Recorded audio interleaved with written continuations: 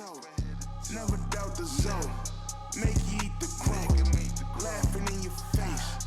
Laughing to the base. She can keep the push. Hello and welcome to the Hard to Handle Sports Podcast. My name's Ismael San Juan. Thank you so much for being here. Michigan gets it done. Harbaugh gets it done. They defeat Washington in the national championship 34-13. Michigan led throughout the whole game. Washington did make it a little interesting, but in the end, Michigan is natty champions. They got the natty. Harbaugh got the natty. He finishes his job. We'll see if he goes into the NFL. The Dolphins choked the AFC East. The Bills are the number 2 seed. What does it mean for the Dolphins? And we'll try to find the silver lining for the Dolphins and all Dolphin fans out there. We'll try to find the silver lining, even though it does look pretty bleak. It does look pretty bleak for the Dolphins. The Jaguars, now they choked it super hard. Not only did they choke the division, the AFC South, CJ Stroud and the Texans win it. They also missed the playoffs after starting 8-3. Crazy stuff. My boy NADAL is out of the Australian Open. I can't believe it. I am so hurt. I am actually attending the Australian Open. So if anyone's going and happens to listen to this, let me know. We might be able to link up and catch some games. But yeah, unfortunately, NADAL is out. We'll touch on what it means for his career this year. Is he going to retire? Are we ever going to see him compete for more than a couple weeks straight at this stage in his career? We'll touch on that. And also, we got to touch on Mike Vrabel getting fired today from the Titans. Is he headed to the Patriots? Where is Bill Belichick going to go? We'll touch on that. Should the Patriots fire Bill Belichick? What should they do? It's going to be an interesting conversation this whole offseason. All of that on this episode of the Hard to Handle Sports Podcast. Let's get started. Harbaugh has fulfilled his duty with Michigan. Great season, undefeated, a lot of, controversy, a lot of success. Wasn't there on the sideline coaching a lot of those games, but in the end, Michigan, Harbaugh's program gets it done. They show their might, they show their toughness yesterday. 34-13. Michigan led throughout. They did look like the better team for most parts of the game. But somewhere in the middle, somewhere towards the end of the second, middle of the third, it did get a little iffy. The game was 17-10, 2013. It was around those times where you were like, oh, damn, Washington is the Huskies are kind of stealing the momentum. It looks like they figured out how to stop Michigan's running game a little bit. Can they get this next touchdown to tie the game up, make it 20-20, and then we have ourselves a ball game? Unfortunately for the Huskies, they could never tie the game at 20-20. The Wolverines get 2 touchdowns in the fourth quarter, and then you're left with this score, 34-13, which, indicates blowout. But it was, for large parts of the game was in the balance. It felt like if the Huskies go and get another touchdown, make it 20-20, game's there for their taking, and all the momentum would be on their side. And it looked like the Michigan's offense slowed down and wasn't able to find their footing, especially to start the second half. But in the end, the defense showed up. Michigan's defense was there all game long. When they had to, they got stops, and they prevented the Huskies from tying the game. This game actually reminded of a game we'll touch later, but the Sunday night game with the Dolphins and the Bills, in the sense that the Dolphins were leading, but they had the door open for the Bills. Like, it looked like the Bills, if they tie the game, if they make it 14-14, then at some point it looked like they could take the momentum and win that game. Even though the Bills were giving the game away, it was 14-7, I believe, for a long time, a long period of the game. And it felt like if they get it to 14-14, they have a chance to steal that game. They have a chance to win that game. And ultimately, they did win that game 21-14. It kind of felt the same, in my opinion, watching the Huskies be down 2013. It felt like, bro, if they get this touchdown, make it 20-20, it's bad for the Wolverines. It's bad. Like, once it gets to 2020 and the Huskies tie the game up after being down like early, they could steal all the momentum. But like I said, Michigan's defense stuck it through, got them through it, got almost a pick six at the end. And it is what it is. That's it. That's Michigan. Now, for the question everyone's been asking since this game ended, leading up to this game, is Harbaugh going to go to the NFL? Should he go to the Chargers? Should he go to the Falcons now that they fired Arthur Smith? Should he go to the Bills if they fire their coach once they flame out in the postseason? If they do flame out, a lot of options. I think ultimately, I do think he's gonna leave. He came and he did what he said he's gonna do. He got them a natty, and I think he has that itch. He has an itch he has to scratch from losing the Super Bowl to his brother, getting close with the Niners, and not winning the ultimate prize, not winning the Lombardi Trophy. His brother has a ring. His brother might get another ring this year with the Ravens. I know that's an itch that Harbaugh has to scratch, and I think this is the perfect time to go. You go with Atlanta, who has a lot of offensive weapons, young offensive weapons. Like, what can they do with Harbaugh? Whatever they do with their quarterback situation, it looks like I would say that Harbaugh could fix it. Does he go to the Chargers, who already have Herbert? Does he go maybe to the Patriots if they get rid of Bill Belichick? There's a lot of options for Harbaugh to do, but ultimately, I do think he goes to the league this year. There's some people saying like he's 100% gone from Michigan. I won't go that far. I'll say he's probably like 85, 90 going to the NFL. Just because in the post-game conference, he does talk very, very fondly of Michigan, what it means to be a Michigan man, how a lot of players in that program know what it means to be a Michigan man. He talked about how some sophomores and freshmen, they still don't know what it means to be a Michigan man, but they'll get there eventually. And you just know that he has a lot of love and a lot of passion for Michigan. That's why I won't say 100% he's going to the league. There is a little bit of chance that he stays there and he keeps building a legacy as the Michigan head coach.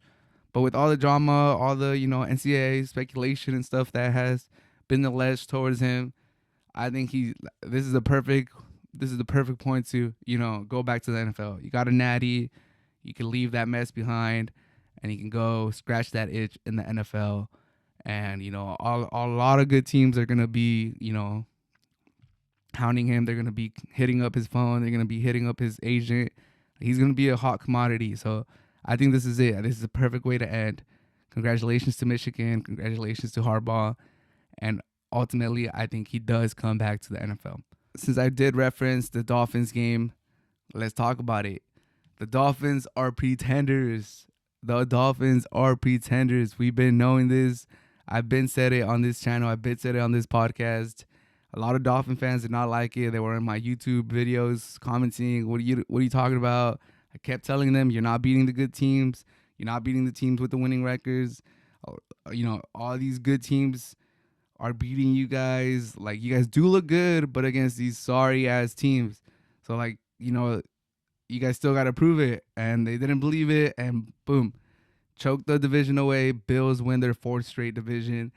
And now the Dolphins look, sad, to be honest. In the press conference, you could tell Mike McDaniel's spark is kind of gone. He's a little, down. The bass in his voice is not there. You could tell he's like a little dopey, a little moany, like it makes sense. They choked the division away, but I'm here to give you guys the silver lining. This is the positive spin on this. Okay. The Dolphins, as they're currently constructed with both their edge rushers, Phillips and Chubb, being out, they were not going too deep into the playoffs once they get these better teams. Not only because, they haven't really beaten any good teams this year, and there's a lot of stuff that they need to work on. Tua needs to get better. That defense needs to get better. But when you lose your edge rushers like that, it's GG's for the most part. The most I could see them win is one game in the playoffs. They catch fire. Their offense has a chance to catch fire for one game. Boom, they get one. But couldn't really see them winning 2 games. And once the scenarios came out that if they won on Saturday or on Sunday night, they would play the Bills the next week, back-to-back, at home. I thought that was bad. I thought that was bad because the Bills were making a lot of mistakes. They were kind of handing the game to the Dolphins. And I didn't think, and they were sticking in the game. So I was like, even if the Dolphins win, I think the Bills come back hungry next week. They fix their mistakes and they beat them. And then you're kind of left with like, yeah, we won the division. Yeah, we beat them when it kind of mattered, to win the division and get a home game. but they beat us when it really mattered, when it's actually win and you're out, or win and you're in, lose and you're out. And then that would have hurt, to beat the Bills week 18 and then lose to them in the first round. And obviously, they could have beaten them, but beating the Bills 2 weeks in a row would have been super, super tough. And now they go to the Chiefs. Now they're going to the champions' house in like negative degree weather. It's going to be crazy. By no means are the Dolphins favorites. By no means am I picking the Dolphins. I do think the Chiefs are going to win. I'll say my picks at the end of the show, at the end of the episode. I'll say my picks for all the games, all 6 games in the wild card round. So I'm not picking the Dolphins, but I'm giving you the silver lining. I'm giving you what Mike McDaniel should tell his team. So here it is. They could win this game. I'm not picking them, but they could win this game. They could catch fire. Tyreek Hill could go crazy. If they get Mostert back, if they get Achani back or healthy, he was back this game. If they get, him going, Wilson Jr. going, they could potentially beat the Chiefs. And if they beat the Chiefs and they lose in the playoffs, it's still a good season. Because although it would be, win one and then you're out, if you beat the defending champions in their stadium with Patrick Mahomes in negative degree weather, everyone will start thinking about you differently. That whole narrative that you can't beat good teams, gone. That whole narrative that you could only win in nice Miami weather, gone. That whole, question mark about Tua not being able to play or win a playoff game or even get to the team there, gone. They would have beaten Mahomes in Arrowhead in negative degree weather, and they're the reigning champions. That would be other than winning the Super Bowl, that's the game that could give them the most rep, the most credibility, the most cachet going into next year. You do that, you pull that upset off in Arrowhead, then you could always go back to that when people start hating on you. Even next season, if they start struggling against winning teams, or they were like 8-0 against teams under 500, and then they're like 0-3 against good teams, they could always have that in the back of their head. But we went to Arrowhead and we beat Mahomes in his stadium in negative degree weather. They will always have that. Now, if they would have won the division and they would have beat the Bills and then they lose in the second round, then yeah, you know what? Like, all right, you guys beat the Bills. The Bills were kind of falling apart. They were like fluky. They're in your division. You're just beating teams in your division. Once you got to a team outside of your division, you lost. There's a lot of ways that could have gotten spun. If the Bills would have choked earlier and you would have played someone else, like the Steelers or the Browns, you're like, okay, but you beat you beat Rudolph and you beat a 38-year-old Flacco. Like I said, I never really saw the Dolphins winning more than one game. So I don't think they would. Realistically, I didn't see them winning the Super Bowl this year. So if they were going to win one game, the Chiefs is the team that could give them the most cachet, the most good feelings going into next year when they inevitably lose in the playoffs and, their season's over. Like this team, it would be great for, Dolphins fans if they make it to the Super Bowl, but without Phillips, without Chubb, like, I don't see it. And Waddle a little bit hurt. I don't see it. But that's the silver lining for the Dolphins. Win this one against the Chiefs. Get your players back from injury next year. Sign a couple players. You're gonna have a different mental going into next year. You're gonna know that you could beat a good team. You're gonna know that you could play in cold weather, and it'll be a whole different mood going into next year. So this is it. This is a good setup for the Dolphins. This is, if you want to prove your haters wrong, this is it. This is the game. It sets up perfectly. People could look at it like it sets up super bad for you guys, but you could flip it and think about it positively. Like, we could dispel all these notions with one game. So go out there, Dolphins, and prove it to the doubters, because I'm one of them. I'm picking the Chiefs, but I'm getting hyped just thinking about it, bro. Just thinking about that speech that McDaniel could give to his team. Like, bro, just negative degree weather, defending champions, best quarterback in the league, probably the best head coach in the league, and we beat them. Like, what's up? Like, our arrow's pointing all the way up again. Now for Tua, my boy struggled last week, struggled this week. He needs to have a little more sip in his arm. I don't know, but that would go a long ways if he's able to knock off Mahomes. He might get a contract. Currently, right now, if they lose, I don't think they offer him the contract. I think they go into the 5th year and they see what they could do afterwards. But if he knocks off Mahomes, then there's a lot of money to be had. So it's big for the Dolphins. It's big for Tua. It's big for a lot of people. So go Dolphins. Give us a good game at least. Because against the Bills, you guys didn't really show up. The Bills had a lot of mistakes. It could have been bad. It could have been a blowout. And the week before, you got blown out by the Ravens. So at least give us a good game against the Chiefs, please. After starting 8-3, the Jaguars lose 5 out of 6, and they end up with a 9-8 record, and they miss the playoffs. This is crazy stuff. I can't believe it. It's bad for Trevor Lawrence. It's bad for the Jaguars. It's bad for Peterson. It's a step back for the Jaguars, who had progressed last year, who had looked like a very competitive team, who had a miracle against the Chargers last year in the playoffs, and everyone thought, like, their arrow's all the way up. This team's going to be winning this division consistently. Like, you kind of thought of the Jaguars as the Bills a couple years back. Like, they found their quarterback. Quarterback had a great playoff moment. Division doesn't look that strong, and it's there for their taking. That's kind of how I thought of the Jaguars going into this year. I thought the Colts were gonna be, they were gonna be all right with Richardson. CJ Stroud and the Texans were gonna be awful, and the Titans were gonna be, take another step back and be, around 500, a little bit under 500. And the Jaguars were just going to easily win the division. And it was nothing but that. The Colts, even though they lost Richardson, they were super competitive. They were in it to the last game. CJ Stroud completely turned the Texans around. He looks like the best quarterback in that division. Lawrence took a step back instead of a step forward. And the team just fell apart at the end.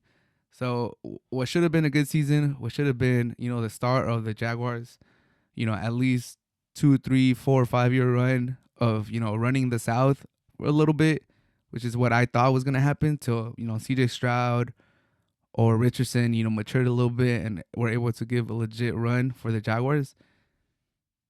It ended in disaster, man. Losing 5 out of 6 to end the season, potentially fighting for the first seed to missing the playoffs overall. It's awful. And then winning you're in the last week against the Titans, who are not playing for anything, to go down super quick. Trevor Lawrence having crucial interceptions, crucial turnovers, and in the end they couldn't get it done. Lawrence, completely missing on 4th down. He's hurt, so you gotta give him a little bit of a pass. But overall, it's just a bad season for the Jaguars. They're gonna go into this offseason lamenting all these missed opportunities. Unfortunate that Lawrence got hurt in that Bengals game. But they should have been able to win one of these games. Browns, Ravens, Buccaneers, Titans. Like, yeah, that's a tough schedule, but come on. Against the Titans, who are not playing for anything, it should have been there for their taking. It should have been there for their taking, and they didn't get it done. And now there's a lot of questions for Lawrence. Like, he needs to bounce back next year. He never really looked amazing this year. He had a 3-game run where he was doing pretty good before the Bengals game. And then it all came crashing down. But that generational talent that people were talking about before the draft, we haven't really seen it. We haven't really seen, other than the Charger game, and the Chargers are known for, being the Chargers and choking stuff away and being just charging themselves out of victories. And now we know that Staley was probably the worst head coach last year and this year. So, it takes a little bit of the shine away from that comeback that the Jaguars had. And other than that second half against the Chargers, Lawrence hasn't really looked like an amazing quarterback. He did have a good end of the year last year, but he never really looked like CJ Stroud does this year with the Texans. Like, CJ Stroud's clearly the best quarterback in that division. Richardson has the potential to be the second one. And even Will Levis, we got to see what he can do. But, like, what seemed that it was going to be Trevor Lawrence division to be had for the foreseeable future. There's question marks about Lawrence for sure. And I'll just give this. I'll say this to the Bears. I'll touch on this probably a little bit later. or on a different episode. But Caleb Williams looks like he's a blue chipper, but he's not. He's not getting the hype or the attention that Trevor Lawrence was coming out of college. Trevor Lawrence was supposed to be the best prospect in a long, long time. He's supposed to be Andrew Luck. He's supposed to be Peyton Manning, and he has not lived up to it. And all I'm trying to say is that there's no guarantee that these quarterbacks with a lot of hype are going to be amazing. So, for the Bears, that's something to think about. Trevor Lawrence, the most hyped quarterback in a long time, is not really, separating himself from. I mean, his draft class wasn't that good, so he is separating himself a little bit from that class. But, I mean, the numbers came out today comparing it to Mac Jones. They were pretty close, but obviously he's better than Mac Jones. But he's not really separating himself. He's not really catching up to the top quarterbacks in the league. That's something to think about for the Bears when they discuss Caleb Williams and Justin Fields. There's no guarantees. There's no guarantees. Like I said, Trevor Lawrence was supposed to be the best prospect in a long, long time. And so far, he has one playoff win that he did lead them back, but he also threw 4 interceptions in that game in the first half. So we'll see. We got to see how he does next year. Disappointing end of the season for the Jaguars. And let's quickly just run through my picks for the wild card round in the NFL playoffs. Browns versus Texans get us started on Saturday afternoon. Although everyone's on the Browns bandwagon, everyone's hyping up Joe Flacco. I'm one of those people that gotta be like, chill out. Joe Flacco's gonna come back to earth. He was never even this good in his prime. Like, he's on a heater right now. He's gonna come back down to earth. I think the Texans bring him down to earth. CJ Stroud is the best quarterback in that game. Texans win. Dolphins Chiefs. I gave that little motivational speech to the Dolphins. They could prove so many people wrong. They could, prove all these misconceptions about them or what they think is misconceptions of them wrong in this game. Can't beat a good team. Chiefs are a good team. Kind of good team, but they have a winning record. Can't win away from Miami. They're going to negative degree weather in Arrowhead. Can't win away. Tua can't, get a playoff win. Tyreek going back to Arrowhead. This is a big game for the Dolphins. If they get this next year, they're going to have that monkey off the back knowing that they could beat a winning team. They'll beat the defending champions. With all that being said, I got the Chiefs. I got the Chiefs winning this one. Bills versus Steelers. Rudolph versus Allen. If Allen doesn't throw the game away, I think the Bills win this comfortably. Packers versus Cowboys. This is the one. This is the interesting one. Obviously, there's history there. Different teams. But there's history. Jordan Love is on a heater too. End of the season, 18 touchdowns, 1 interception in his last 8-9 games. It's gonna be a great game. I think this is gonna be the game of the weekend. I low key want to say the Packers pull the upset, but Cowboys at home have been too good. I have the Cowboys in a good game. Rams versus Lions. This is another good storyline. This is gonna be a great game. Rams have been arguably one of the better teams in the second half of the season, but I like the Lions. I like how they turn their franchise around. It'll be nice to see Goff get a win against his old team. Let's go Lions. Eagles versus Buccaneers. Eagles, man, they were on their Jaguars type beat. Thankfully for them, they had a couple more wins, so they still get to sneak into the playoffs. But they've been on a bad run. Buccaneers, I would have picked the Buccaneers, but they scored 9 points against the Panthers in a win in your in game, so they're not the hottest team either. I think the Eagles get it together at least for one game on Monday night, and they beat the Buccaneers. Those are my picks for the wild card round in the NFL. And today we find out that Mike Vrabel has been fired by the Titans. Honestly, I don't know if this one was getting a lot of attention going into the end of the year, but caught me a little bit by surprise. I didn't really see this one coming. I think he's a good coach. Maybe he's not great, but he's a good coach for sure. And he's still early enough in I believe this was his first coaching job. Only been coaching for 6 seasons. I think he has room to improve as a coach. But yeah, where do the Titans go from here? They're gonna lose Derrick Henry. They're losing Mike Vrabel. They lost AJ Brown a couple years back. They're losing Tannehill. who was their franchise quarterback for like the last 5-6 years. It's gonna be a different look Titans. I see them being bottom feeders for the next couple years. Unfortunately, sorry Titans fans. Colts look good. Jaguars, they'll probably bounce back next year. We'll see what happens with Lawrence development. CJ Stroud is a dog. He's probably already top 5 quarterback in the league. So the future is not good for the Titans. They low key did Mike Vrabel a solid by firing him, and now he can go to a team with a better prospect, a better outlook for these next few years. But I like him. I think he's a good coach. He's smart. He has that. He's not from the Belichick coaching tree. He was just a player under him. But as far as having the wits and knowing the rule book and stuff like that, Mike Vrabel has shown that he knows the ins and outs of the rule book, and he has done some of those Bill Belichick stuff where, like it happens on the field, and you're like, he just knew, he knows the rule book, he knows what he's doing. I think he even did it to Belichick once. I forgot what the scenario was, but something to do with the clock, where if you get a foul, the clock runs or something like that.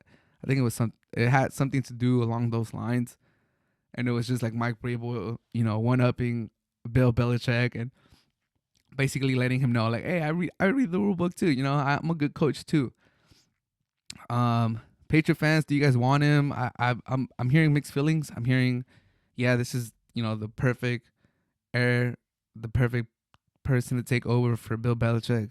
I'm hearing others say, nah, we want someone completely different. We need a new head coach, hopefully offensive minded. So if we get a new coach, he could coach them up. They could grow together. The quarterback doesn't have to be switching offensive coordinators year in, year out. We'll see. This is very interesting. Not gonna lie, this caught me off guard. I think the Titans, when they beat the Dolphins, even though they had a bad year, I think that was like a very telling win, that team is still super behind Mike Vrabel, and he's still a good coach, and they're still able to beat the Dolphins in Miami. But the Titans thought differently, and front office from the Titans, they might not be the smartest bunch. Like, the clip is resurfacing of Mike Vrabel getting hot in the draft room when they traded AJ Brown to the Philadelphia Eagles, and this was at the time when the Titans had just gone to the AFC Championship, or maybe the year after. I don't remember exactly the year, but they had either just gone to the AFC Championship or it was a year after where they were still in the playoffs, and they either won a game or they were 1-out, but they had a good record, went to the playoffs and lost. And instead of improving the team, instead of thinking the team is close, you trade away your number one wide receiver. You draft another wide receiver. He hasn't really done anything. It's a bad look for the Titans. That was a bad look. That was a bad trade. AJ Brown, he's killing it with the Eagles. Titans are, on a nosedive to the bottom of the AFC South, bottom of the AFC.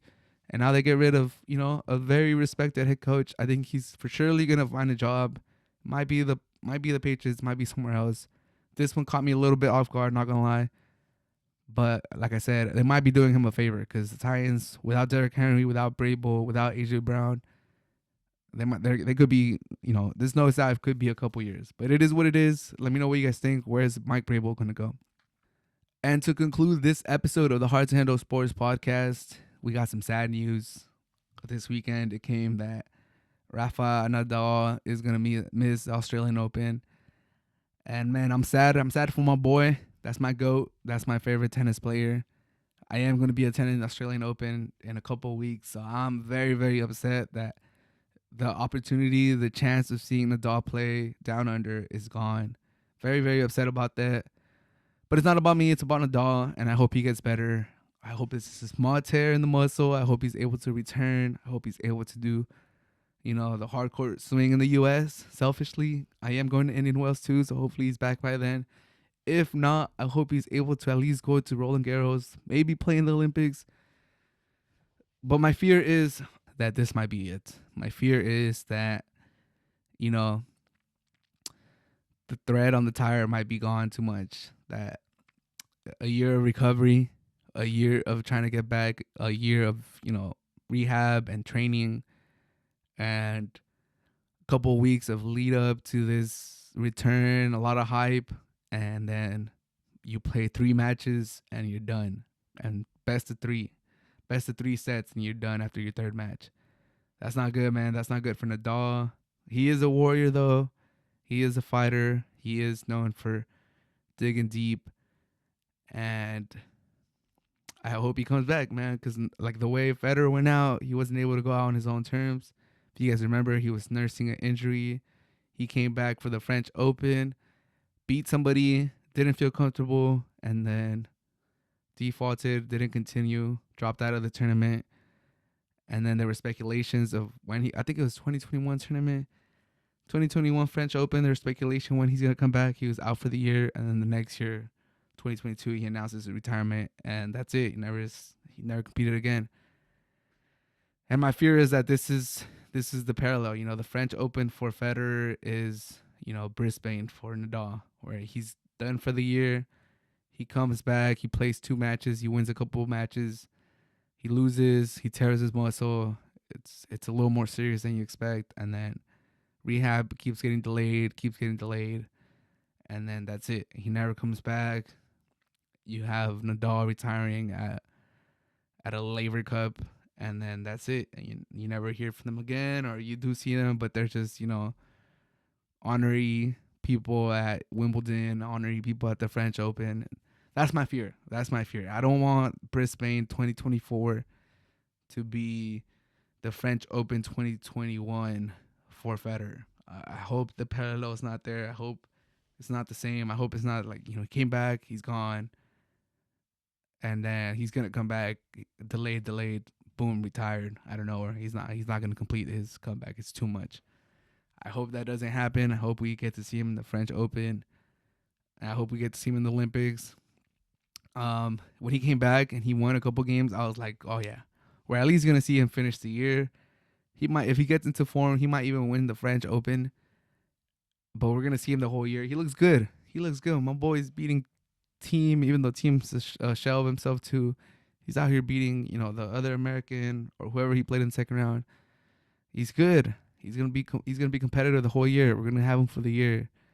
With this news that he's dropping out, it broke my heart, man. It broke my heart. My boy Nadal, man. I hope you're good. I hope you dig deep and come back, man. And then we'll be able to enjoy you at least for a couple more tournaments. One more French Open, man. That's all I want. One more French Open, please. But Nadal, just get better, man. If this is it, amazing career. I know you're gonna enjoy your retirement, but I hope it's not it. I hope you dig deep and you come back.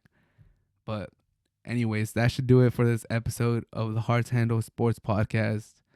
As always, thank you so much if you made it to the end.